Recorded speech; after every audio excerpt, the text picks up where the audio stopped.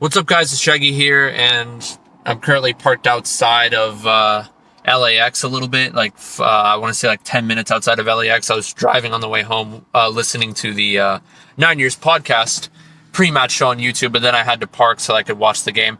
I'm going to be reacting to the first half highlights and then the second half after I watch them. So first half, AFC Wimbledon played pretty well, not unlike the last game against MK Dons where we came out flying, put the high press on. I think, Milton Keynes really. I think Milton Keynes did a better job of playing around the press. Portsmouth struggled a little bit, especially with the likes of Curtis and Romeo. A couple of times they were a little bit slow in possession, and the likes of Mabude, Palmer dispossessed them a couple of times. And I think we did well in terms of chance creation. I think we played with a little bit more conviction when we were in their final third. I think we were, we weren't passing in that V shape like we did against Boreham Wood. I think we, passed and moved very well.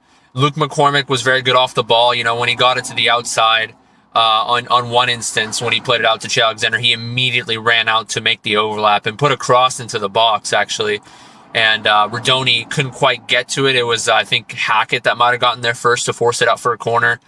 And that was around the 25th minute or so. And 20 minutes before that, in the 5th minute, actually, Jack Rodoni had an opportunity. He couldn't steer it towards goal after Palmer chipped it over for McCormick, who first timed it over to Rodoni. And to be fair, it was a little bit behind him, so he wasn't able to steer it towards that back post, kind of hit it straight at Bazunu, but Bazunu still had to be aware of it and made a good save. I think Bazunu did well. We challenged him a couple times with that shot, and then crossed it a couple times. Bazunu had to come out and collect a few times, made himself an imposing threat really to come out and collect those. Zanev did look sketchy a little bit with one of the corner kicks where he did spill it, but then picked it up afterwards, I believe. But Zanev didn't really have to do much. Couple of pass backs, did well in the clearances. Didn't look too sketchy at times when they pass it back to Zanev. I get a little worried, but he did well clearing it with his left foot, his right foot. I think the back line did very well. There were one or two instances in which Osu kind of pressed a little too high, and those are instances in which Woodyard and Marsh should have pressed. But thankfully, Portsmouth didn't play the through balls, and there was one instance in which they did, but another player was offside. I think it was Hurst, and he just let it roll. So a little bit sketchy there for Osu, but I think Hennigan and Choka did well in the air. Che Alexander did well defensively, positioning-wise. Choka had a really good moment in which there was the only real chance of the half for Portsmouth was when they knocked it around pretty well. They switched it over to Romeo. Romeo took a very good first touch into space and crossed it back post, and then they knotted it back in towards the center, and Choka smartfully and slyfully actually just blasted it over the bar first time. It was a great reactionary play there from Choka to get it over the bar and out for a corner. But we had like 6 or 7 corners or something. I don't know the stats, but Portsmouth only had 2. I gotta say Woodyard did well, possessing, dropping back defensively. Marsh, I was really impressed with. I think he looked really good on the ball, very calm and collected. There were a couple of times in which he had it in Portsmouth's final third. And finished watching the second half, and my word, what a fucking game that I just watched. Even though it was 0-0, it seemed like it was, it seemed like it should have been a 1-1, a 2-2. Both teams just throwing punch for punch. It was a seesaw affair in the second half. The first half, AFC Wimbledon controlled most of it. Portsmouth, towards the end of that first half, started to possess a little bit better, and they stopped giving the ball away as cheaply. Second half, it went both ways. Both teams had spells every 15 minutes. First 15, for the most part, controlled by Portsmouth. They were knocking it around just like in the first half, but the first half they weren't really knocking around with too much conviction. They played it around with a little bit more pace this time around, with Romeo and Brown on the wings being a little bit of an issue. We kept them at bay. We kept them pretty quiet in the first half, but in the second half, Romeo attacked with a little bit more conviction, took a couple of heavy touches into the final third, put a couple crosses in. There was one instance in which he actually blasted it from about 24 yards out, just hit the crossbar, and that was the start. Okay, that was their second spell. The first spell, they were knocking it pretty well.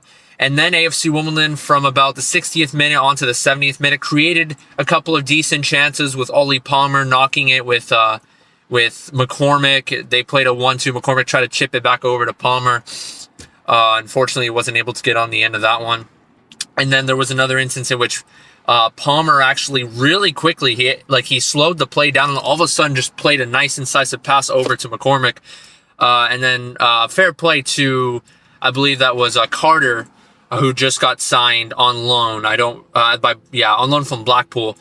Did very well defensively, got in, stuck in the challenges a couple times, got in the block there in that instance to prevent McCormick from getting a shot on goal. But those are the only 2 chances really created by AFC Wimbledon in that half from what I remember. After that, it was Portsmouth that got back into the game after the 70th minute, that shot from Romeo off the crossbar. And then, Brown putting several good crosses into the box. He's really good with crosses and set pieces. And, for the most part, we defended well. But Raggett got in there a couple times from the center back position, won a couple headers, notably in the 75th minute or so, won a corner kick. Great save. Great reaction save by Nick Zanev. It was Raggett that was able to win the header over Nightingale, I believe. Great save by Zanev to keep it out. But overall, I think we stood firm, aside from a couple of times where Raggett won a couple of headers and we let the likes of Romeo and Brown beat us on the wings a little bit too frequently. Curtis came in as a substitute and for the first 5 or 10 minutes, holding the ball up, got a shot towards goal, near post. Zanev beat it away. Other than that, though, Curtis didn't really have too much influence towards the latter half of his time in the pitch. I think we kept Hurst quiet throughout the game until he came out for Curtis. And then Ayoub Assal coming on. My God, the high press from Assal usually starts, right? And then he starts to slow down later in the game. But Ayoub Assal is just a ticking time bomb. He's a fiery individual.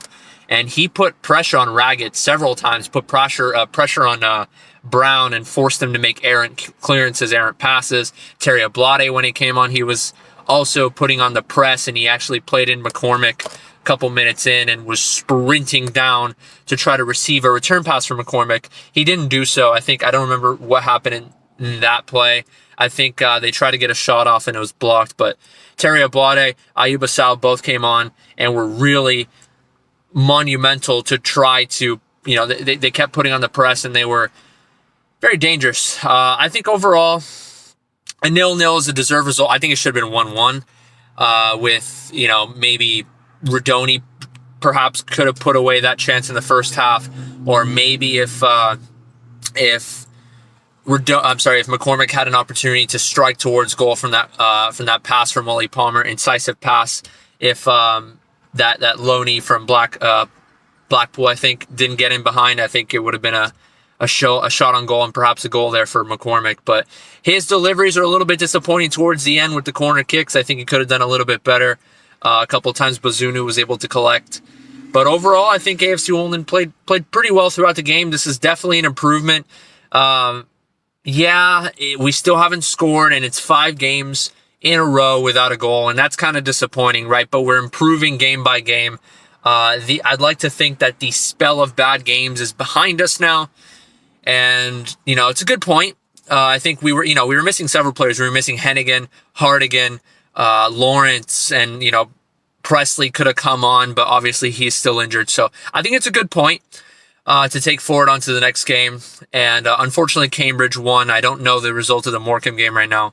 Or actually, no, Morecambe are not playing right now. So it's a decent point, but hopefully Morecambe will lose their game, and then we can attack the next game. That's my thoughts on the game. I think the man of the match today, George Marsh, I think did pretty well actually throughout the game. But I don't think he's my man of the match. I think Ollie Palmer did pretty well.